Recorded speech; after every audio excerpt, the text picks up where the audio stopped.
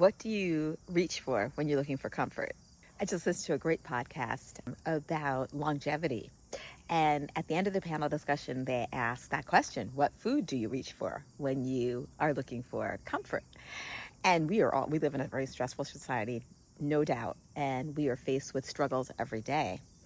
And probably the key to longevity is finding ways to deal with those struggles that don't involve always reaching for a comfort.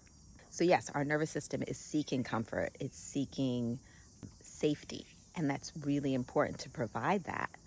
But often we seek comfort and safety in external things. And that is where the problem lies. So it's not about perfection. You may choose maybe a sweet treat or maybe a comfort food or maybe a glass of wine. The problem lies when we're always seeking comfort in from those external sources. So in that panel I was talking about, none of them had a comfort food that they reached for, actually. Now, this is another level of group, right? They're longevity experts, and of course they have everything dialed in, and they probably live very dialed in lives where they have low stress.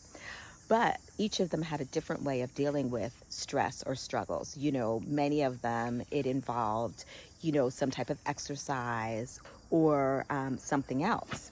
So I challenge you. For me, what I love to do is when I come home, I come outside. Or, if it's a really busy day at work, I do try to sneak outside. Or I love nature. I talk about nature often because it really is one of the most powerful things. And really, when we pay attention to the rhythms of nature, that's what our bodies are seeking. And it naturally will lower your cortisol levels. So immediately help you start to feel more regulated and in control. So I challenge you. What do you seek for comfort or reach for comfort when you are needing that soothing?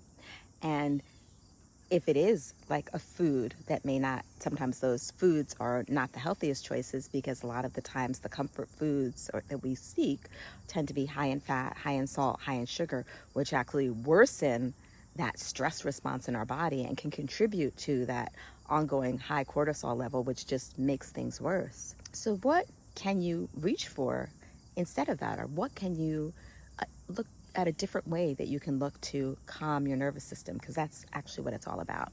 And the most powerful thing to do is to practice whatever that is regularly before you actually need it. So then when you need it, you actually get a response from that thing sooner. Let me know if this helps. If so, make sure to like, subscribe, and share with somebody else that can benefit. Thanks for watching.